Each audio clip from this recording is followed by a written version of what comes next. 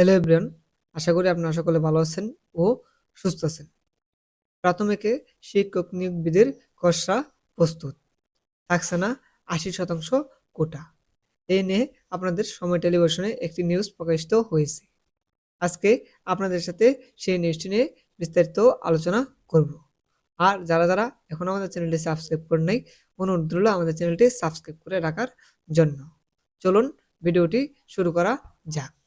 প্রাথমিকে শিক্ষক নিয়োগ বিধির খসড়া প্রস্তুত, থাকছে না ৮০% কোটা। আদালতের নির্দেশনা অনুযায়ী বাকি ৬০% বীর মুক্তিযোদ্ধা, শহীদ মুক্তিযোদ্ধা ও বীরাঙ্গনা সন্তানের জন্য ৫%, ক্ষুদ্র নিগোষ্ঠীর জন্য ১% এবং প্রতিবন্ধী ও তৃতীয় লিঙ্গের নাগরিকদের জন্য ১% কোটা সংরক্ষিত থাকবে। অর্থাৎ সরকারি প্রাথমিক বিদ্যালয়ে শিক্ষক নিয়োগ দিয়ে ৮০% নারী ও পুরুষ কোটা আর থাকছে না। মন্ত্রণালয়ের কর্মকর্তারা জানান, এর মধ্যে এ নিয়োগ বিধিমালার খসড়া প্রস্তুত করে অনুমোদনের জন্য জনপ্রশাসন মন্ত্রণালয়ে পাঠানো হয়েছে। আর নতুন এ বিধিমালার আলোকেই আগামী শিক্ষক নিয়োগ হবে। নাম প্রকাশ না করার শর্তে মন্ত্রণালয়ের বিদ্যালয় অনুবিভাগের এক কর্মকর্তা বলেন, সরকারি চাকরিতে নিয়োগ কোটা বিন্যাস নিয়ে আপিল বিভাগের একটি রায় আছে। ওই রায় অনুযায়ী প্রজ্ঞাপন জারি করা হয়েছে। সে রায়কে ইনকর্পোরেট করে শিক্ষক নিয়োগে নতুন বিধিমালা করার উদ্যোগ নেওয়া হয়েছে। সর্বশেষ প্রাথমিক বিদ্যালয়ে শিক্ষক নিয়োগ ২০১৯ সালে করা বিধিমালায় সরকারি নিয়োগ পদ ৬০% নারী ও ২০% পুরুষ প্রার্থীদের দ্বারা পূরণ করার কথা বলা হয়েছে। বর্তমানে প্রাথমিকের সহকারী শিক্ষকেরা ১৩তম ও প্রধান শিক্ষকেরা ১১তম গ্রেডে বেতন পাচ্ছেন।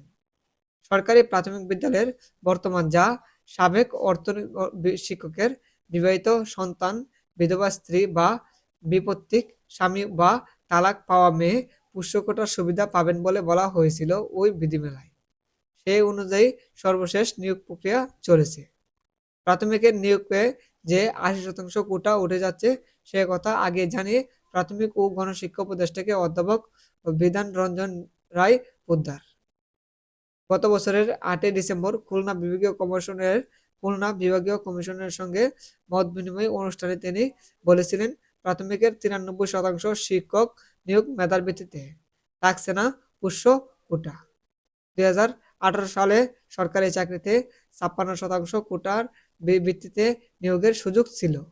এর মধ্যে মুক্তিযোদ্ধা সন্তান ও নাতি নাতনিদের জন্য ৩০%, নারীদের জন্য ১০%, জেলাভিত্তিক ১০%, ক্ষুদ্র জাতিগোষ্ঠীর জন্য ৫% এবং প্রতিবন্ধী প্রার্থীদের জন্য ১% কোটা সংরক্ষণ করা ছিল। ওই বছর ঢাকা সহ দেশের বিভিন্ন শিক্ষা প্রতিষ্ঠানে কোটা সংস্কার দাবিতে বড় ধরনের বিক্ষোভ হয়। কোটা ব্যবস্থার সংস্কার করে ৫৬% থেকে ১০% নামিয়ে আনার দাবি ছিল তখনকার আন্দোলনে। তবে মুক্তিযোদ্ধা কোটা বাদ দেওয়া ছিল তাদের মূল দাবি। শেষ পর্যন্ত প্রধানমন্ত্রী শেখ হাসিনা সব কোটা বাতিলের অনুশাসন দেয়। পরে ২০১৮ সালের ৪ অক্টোবর নবম গ্রেডের আগেই প্রথম শ্রেণী এবং দশম গ্রেড থেকে ১৩তম গ্রেডের আগে দ্বিতীয় শ্রেণী পদে সরাসরি নিয়োগের ক্ষেত্রে বিদ্যমান কোটা পদ্ধতি বাতিল করে পরিপত্র জারি করে জনপ্রশাসন মন্ত্রণালয়। তবে তৃতীয় ও চতুর্থ শ্রেণীর পদের ৫৬% কোটা বহাল ছিল। এক রিট আবেদনের পরিপ্রেক্ষিতে ২০২৪ সালের ৫ জুন হাইকোর্টের সেই পরিপত্র বাতিল করে কোটা পুনর্বহালের রায় দিলে নতুন করে আন্দোলন শুরু হয়, যা সংহতির রূপ নেয়। পরে গত বছরের ২১ জুলাই প্রথম ও দ্বিতীয় শ্রেণীর সরকারি চাকরি কোটা পদ্ধতি বাতিলের পরিপত্র অবৈধ ঘোষণা করে হাইকোর্ট যে রায় দিয়েছিল তা বাতিল করে কোটার নতুন বিন্যাস ঠিক করে দেয় সুপ্রিম কোর্টের আপিল বিভাগ। আর পরবর্তীতে কোটা সংস্কার আন্দোলন গণঅভ্যুত্থানের রূপ নেয়।